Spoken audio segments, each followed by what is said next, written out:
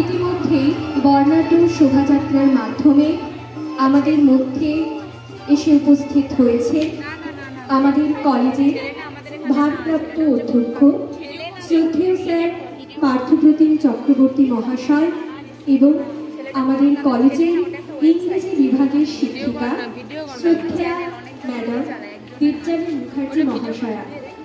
আমি অনুরোধ করব ওনাদের মঞ্চে এসে আসন গ্রহণ করার জন্য। আমি শ্রদ্ধেয় স্যার ডক্টর পার্থপ্রতিম চক্রবর্তী মহাশয় এবং শ্রদ্ধেয়া ম্যাডাম দেবযানী মুখার্জি মহাশয়াকে মঞ্চে এসে আসন গ্রহণ করার জন্য অনুরোধ জানাচ্ছি।